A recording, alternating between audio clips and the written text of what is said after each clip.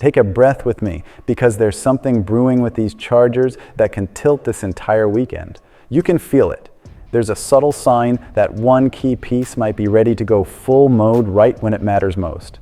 There's also a storyline coming from the other side of the stage that could put a spark straight into the locker room. Then you've got recognition that tells you exactly what this roster is when the lights get hot. And there's one name where a big January can turn into serious money, and that changes decisions fast. Here's the thing.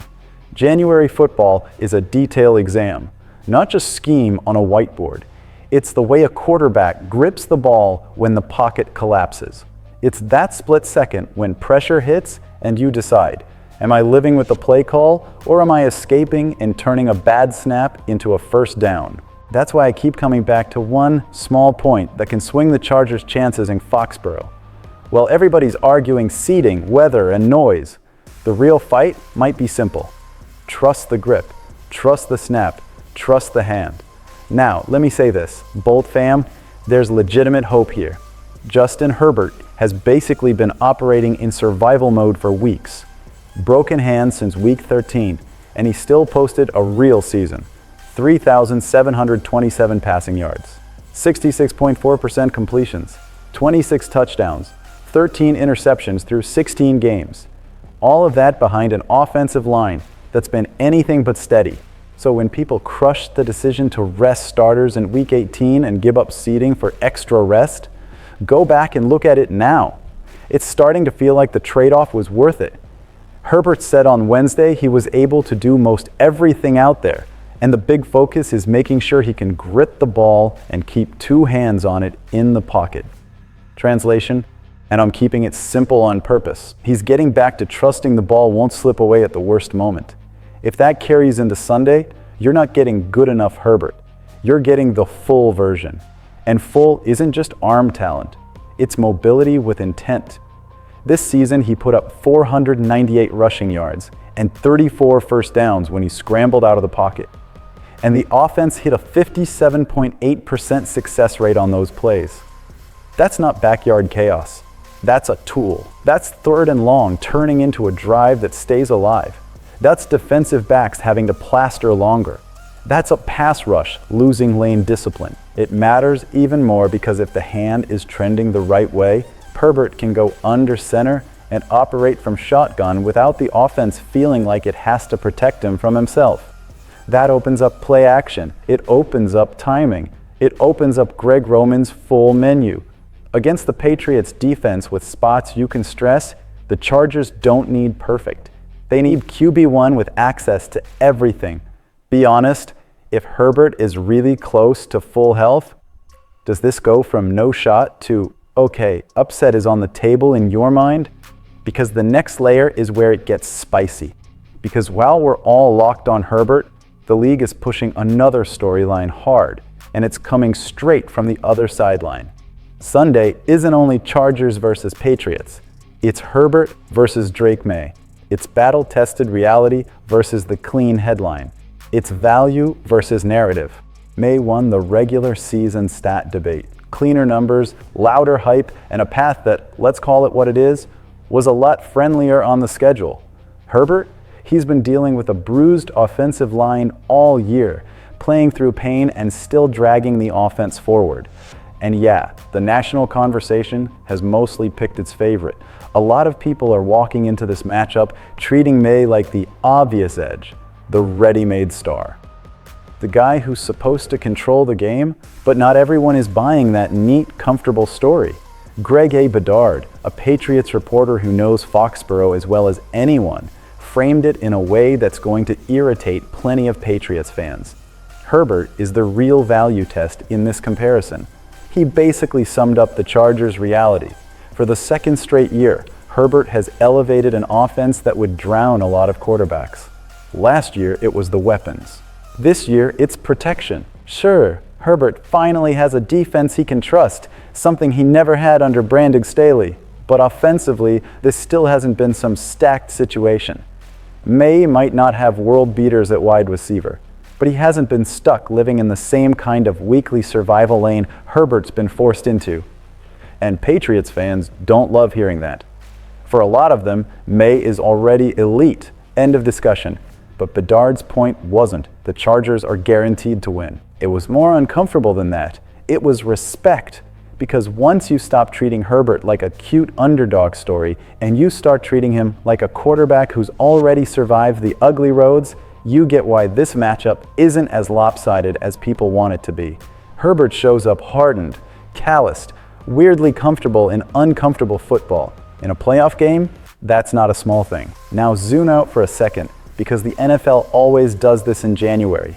It drops recognition that tells you who a team really is. The Associated Press released the All-Pro team Sunday morning, and 2 Chargers landed on the second team. No extra fluff, no gimmicks, just league-wide respect. Derwin James made second team All-Pro again, second straight year, after a season that was pure impact. 94 total tackles, 6 tackles for loss, 2 sacks, 3 interceptions, 7 pass breakups, a forced fumble. But the bigger story isn't the stat line. It's what he represents to this defense. Under Jesse Minter, Derwin has been the emotional and tactical axis. The guy who lets you disguise, attack, and adjust on the fly. He finished 3rd among all safeties in pressures and stops, with 13 and 34. That tells you he's affecting plays near the line while still holding up in coverage. And the 68.4 coverage grade on PFF was a career best. Jim Harbaugh said earlier this season that when Derwin breaks down the team, it comes down to 3 words: be the best. And Harbaugh added that everybody's chasing that because that's the standard Derwin set. That's not a cute quote, that's culture being built in real time. Then you've got Delshon Phillips, first All-Pro selection of his career as a special teamer. If you only watch highlights, you miss how big that is. Phillips led the Chargers in special team snaps with 352. He finished with 24 coverage tackles, second most in the entire league. And that's a single-season franchise record. That's the kind of work that flips field position, creates hidden points, and wins playoff games when everything tightens up. He also had 37 total tackles, 1 tackle for loss, 1 sack, and a fumble recovery. But the award is really about how he shows up every week in the parts of the game most people don't talk about. Special teams coordinator Ryan Ficken said he's been everything above and beyond what this team could ask for. On the field, in the locker room, and in the way he talks to young guys and studies. You can argue the Chargers deserved more names. And yeah, you can make that case, especially with how the defense played. But seeing Derwin and Phillips get that nod tells you something. This team knows who carries the weight when it gets ugly. Now for the part that blends January football with March reality. The playoffs are where legends get made, and it's where money gets made. Pending free agents who pop in the postseason don't just get a handshake, they get a market. That brings us to Oweh. The Chargers acquired Oweh ahead of November's trade deadline in a deal that didn't feel like a blockbuster in the moment. Oweh Gilman went to Baltimore.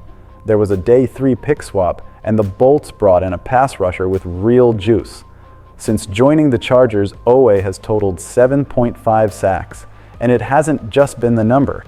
It's been the kind of pressure that forces offenses to change protections and quarterbacks to speed up their clocks. Here's what matters. Oweh helped propel the Chargers into the playoffs, while Gilman and the Ravens are sitting at home watching. And that playoff stage is exactly where Oweh can turn nice midseason move into top-of-the-market edge rusher. Ari Davenport of Bleacher Report listed Oweh as one of the top 2026 free agents with the most to gain this postseason. The logic is straightforward. Edge production is premium. The Chargers have money, over $103 million in projected cap space. And while Tuli Tuipulotu broke out with 13 sacks, Khalil Mack is 34 and closer to the end than the beginning.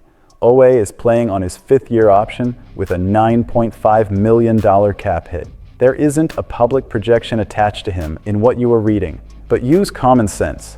If he strings together a big playoff run, teams are going to come knocking. And that's the only complication for the Chargers, not the cash, but the competition. So when the ball kicks on Sunday, keep your eyes on him. Because while we're all thinking win or go home, Oweh might be playing for a contract that changes his entire career. And guys with that kind of motivation, they have a way of showing up when the moment demands it. So stack it all up. Herbert trending healthier means the offense isn't living on a trimmed-down menu. The main narrative becomes fuel, not fear. The All-Pro nods show the identity of this roster: leaders, standard setters, the guys doing the dirty work. And the pass rush has extra hunger because the future is sitting right there on the field. None of this guarantees a win, but it explains why the Chargers aren't showing up as a side character in somebody else's story. Now I want your take, Bolt fam. Which of these storylines gives you the most confidence heading into Sunday?